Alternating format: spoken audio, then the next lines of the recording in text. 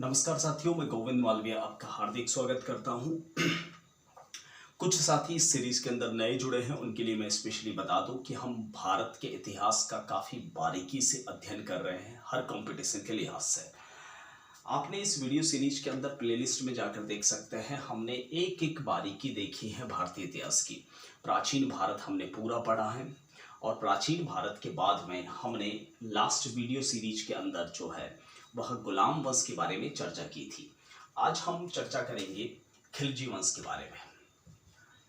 खिलजी वंश जो है, खिलजी जिसे इतिहास में खलजी कहा जाता है, प्रॉपर नाम खलजी है, नॉट खिलजी, जिसका समय है 1290 ईस्वी से 1320 ईस्वी तक। यह दिल्ली सल्तनत का दूसरा वंश है। ठीक है, इसके अंदर सबसे पहला सुल्तान है जलालुद्दीन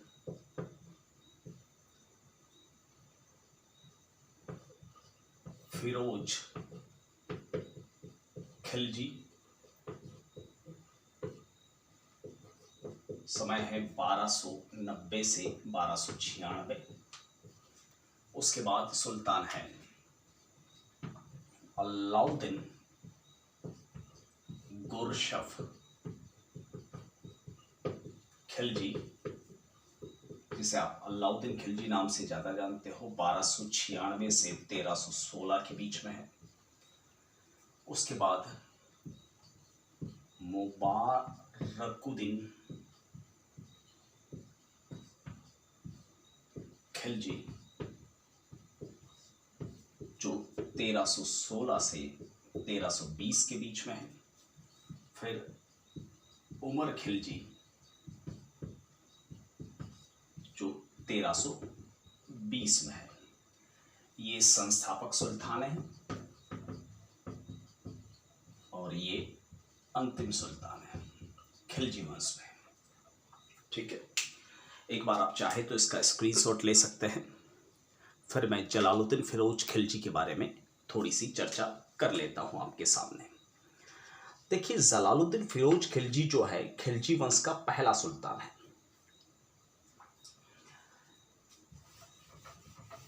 इसने अपनी जो राजधानी है, पहली बात तो ये 70 वर्ष की आयु में सुल्तान बना था। ठीक है, राजधानी बनाई थी कुलागड़ी, जिसे किलाखोरी महल भी कहते हैं। लास्ट में मैंने आपको बताया था, लास्ट वीडियो में, कि यह महल जो है वह बलबन ने बनवाया था। ये दिल्ली में है, वहां इसकी राजधानी थी। इनके बारे में एक विशेषता ये आपके एग्जाम में काम आ सकती है कि दक्षिण भारत में प्रथम बार युद्ध करने वाला सुल्तान दिल्ली सल्तनत में, यानी पहली बार दक्षिण तक पहुंचने वाला सुल्तान है। ऐसा नहीं है कि ये स्वयं पहुंचा था, इसी का भतीजा या दामाद अलाउद्दीन पहुंचा था, क्योंकि उसने सबसे पहला हमला देवगिरी पर किया था। रामचंद्र देव यादव के ऊपर यह पहला दक्षिण भारत पर हमला था।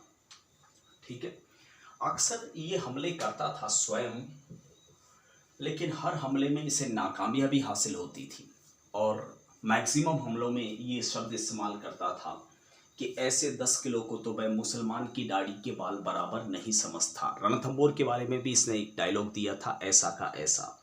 ठीक है, देखिए, इसके समय 3 प्रमुख विद्रोह हुए थे। एक मलिक छज्जू का,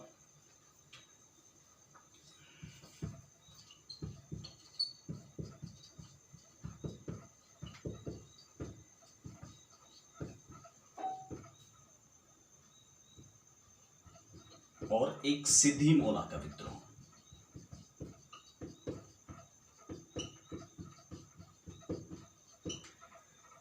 इससे ज़्यादा मुझे नहीं लगता कि आपके एग्जामिनेशन हॉल में कोई प्रश्न बनेगा। ठीक है, देखिए अब उसके बाद में जो नेक्स्ट प्रमुख सुल्तान है वो नेक्स्ट प्रमुख सुल्तान है अलाउद्दीन गुरशफ शाह खिलजी। ठीक है, जो दूसरा सुल्तान है दिल्ली के तख्त पर।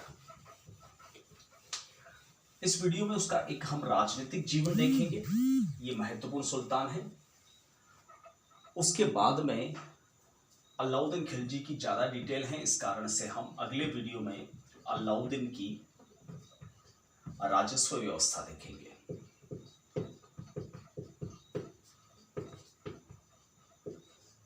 बारह सौ 96 से 1316 के बीच में इसने एक उपाधि ग्रहण की थी, सिकंदर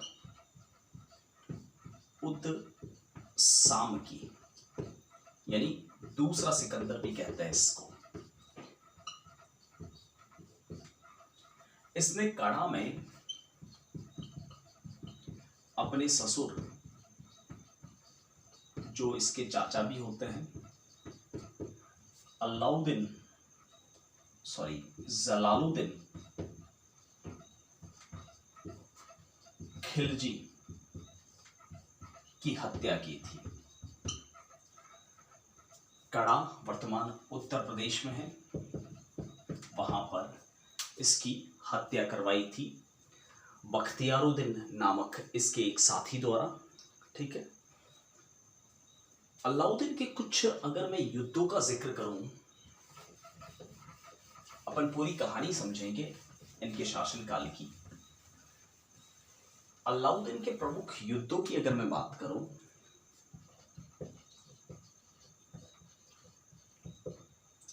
तो उत्तर भारत में विशेष तौर से इसने राजपूताना को टारगेट किया था और दक्कन भारत में भी विजय हासिल की थी। उत्तर भारत में सबसे पहले इसने गुजरात पर हमला किया, कर्णदेव बघेल या वाघेला राजपूत के खिलाफ। उसके बाद में नेक्स्ट हमला था, नहीं सबसे पहला हमला था वह था जैसलमेर पर। सुल्तान बनने के बाद 1299-99 के बीच वह था मूलराज भाटी के खिलाफ। दूसरा हमला था गुजरात पर 1299 में, वह था कर्णदेव वाघेला के खिलाफ। अपन इन हमलों की एक एक डिटेल से पूरी चर्चा करेंगे। फिर रणथंबोर पर 1301 ईस्वी में हमीर देव चौहान के खिलाफ। उसके बाद में रणथंबोर के बाद में नेक्स्ट हमला किया था चित्तौड़ पर 1303 ईस्वी में रावल रतन सिंह के खिलाफ। यही स्टोरी काफ़ी विवादास्पद है रानी पद्मावती को लेकर। उसके बाद में नेक्स्ट हमला था इसका, वह था बटनेर पर 1304 ईस्वी में, और वो हमला इसने किया था चावड़ा राजपूतों के खिलाफ। नेक्स्ट हमला जो किया था मालवा पर 1305 ईस्वी में महलक देव परमार के खिलाफ। फिर नेक्स्ट हमला किया था सिवाना पर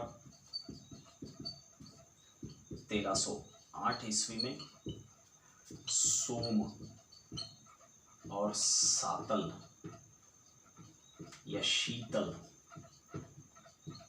चौहान दो भाई थे, उनके ऊपर। उसके बाद में नेक्स्ट हमला था इसका जालोर पर 1311 ईस्वी में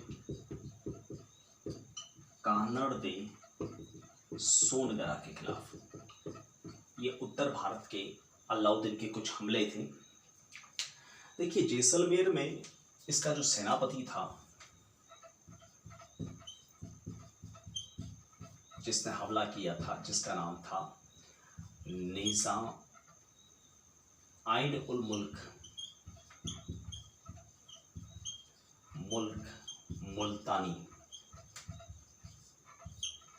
गुजरात विजय का हमला करने वाला था मलिक काफूर, और नुसरत खान। रणथंबोर पर हमला स्वयं अलाउद्दीन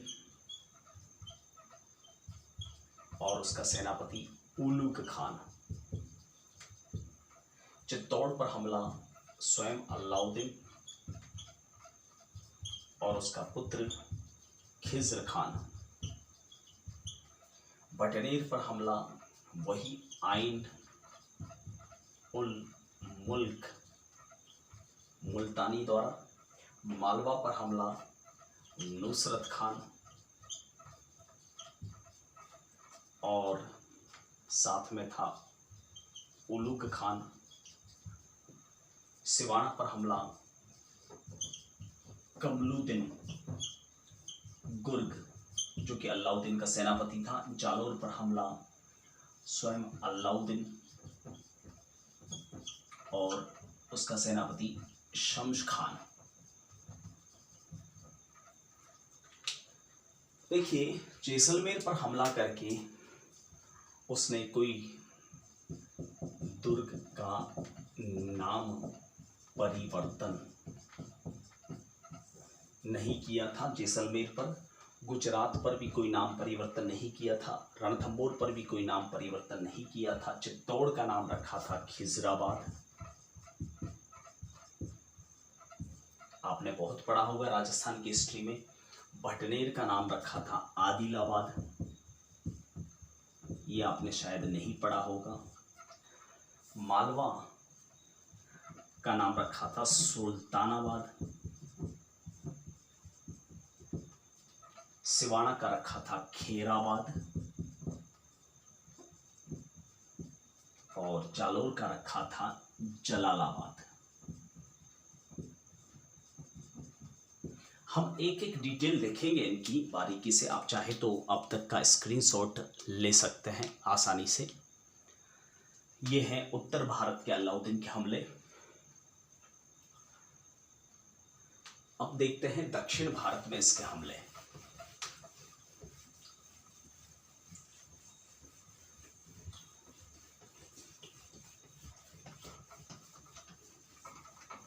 आप राजस्थान के निवासी हैं, इसलिए राजस्थान की डिटेल आपको चाहिए, लेकिन इंडियन हिस्ट्री के लिहाज से दक्षिण भारत की इतनी डिटेल की भी ज़रूरत नहीं है। सिर्फ आप हमले देख लेंगे क्रम से, वही काफ़ी है। दक्कन भारत में सबसे पहला हमला था, वह था देवगिरी पर।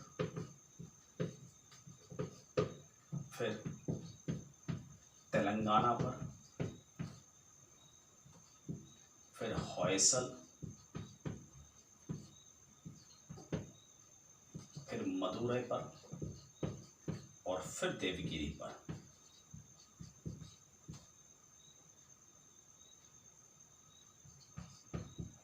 देखिए देवगिरी पर यादव वंश था और शासक था रामचंद्र देव। जब पहली बार देवगिरी पर हमला किया था अलाउद्दीन ने।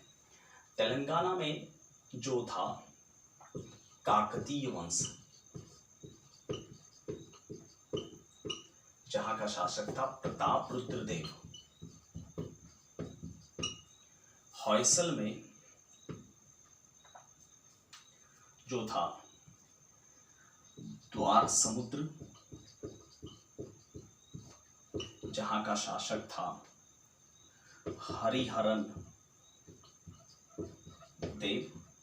मदुरै में पांड्य वंश था और यहाँ के शासक थे सुंदर पांड्य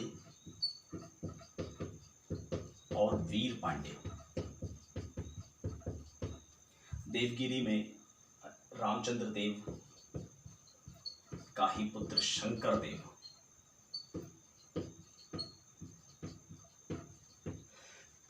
दक्षिण के जितने भी हमले हैं अलाउद्दीन वह मलिक काफूर ने किए थे।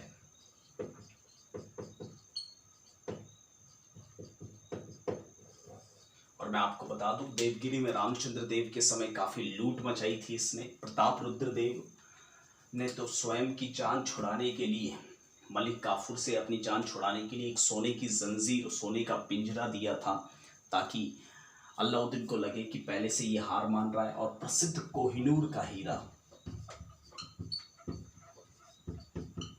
भेंट किया था मलिक काफूर को प्रताप रुद्र देव ने। ठीक है, वैसे कोहिनूर के हीरे प्रसिद्ध, विश्व प्रसिद्ध कोहिनूर हीरा तो सुना ही होगा। इसका असल अधिकार काकतीय वंश पे है, काकतीय वंश का है। यह कृष्णा नदी की खान से निकला था प्रताप रुद्र देव के पूर्वजों के समय। ठीक है, द्वार समुद्र के हरिहरन देव को भी काफ़ी लूटा इस मलिक काफूर ने। और मदुरै में पांड्य वंश के ये दोनों भाई वीर पांड्य और सुंदर पांड्य आपस में लड़ रहे थे, तो मलिक काफूर ने इसका फायदा उठाया और वापस लौटते समय एक बार देवगिरी पर पुनः हमला बोला और शंकर देव को भी वापस लूटा। और जो अभी अभी गुजरात विजय के दौरान मैंने आपको बताया था कि वहाँ के कर्णदेव वाघेला जो शासक हैं, उनकी पत्नी जो है वह थी कमला देवी। कमला देवी को इसने अपने रनिवास में ले जाया और उसके साथ में क्या क्या किया मैं बयान नहीं कर सकता इस लाइव क्लास के अंदर। बहुत ही बुरा किया था। और उसकी पुत्री जो थी देवल दे, वो देवल दे शंकर देव से सहायता मांगने के लिए आई थी।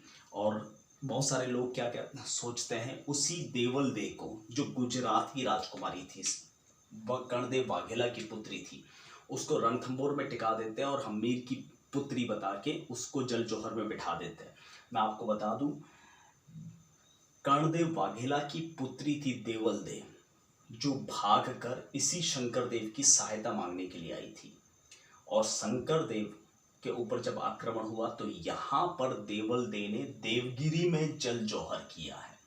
तो ऐसा नहीं है कि जल जौहर जो है रणथंभौर में ही हुआ है, देवगिरी में भी जल जौहर हुआ है देवल दे के द्वारा, जो कि गुजरात की राजकुमारी थी, वाघेला राजकुमारी थी। ठीक है, रणथंभौर वाली देवल दे नहीं है, रणथंभौर में तो पद्मला थी। ठीक है, तो ये प्रमुख अलाउद्दीन के राजनीतिक घटनाक्रम है। इनकी डिटेल और अलाउद्दीन के जो आर्थिक सामाजिक हालात हैं और उसने क्या प्रशासनिक सुधार किए, बाजार व्यवस्था में किस प्रकार से दीवाने मुस्तखराज, दीवाने आरीज, दीवाने खज्र की स्थापना की, ये सारी चीज़ें जो है हम अगले वीडियो में चर्चा में लाएंगे। फिलहाल के लिए इस वीडियो में इतना ही। मिलता हूँ आपको अगले वीडियो में। तब तक के लिए जय हिंद, नमस्ते, वंदे मातरम, थैंक यू।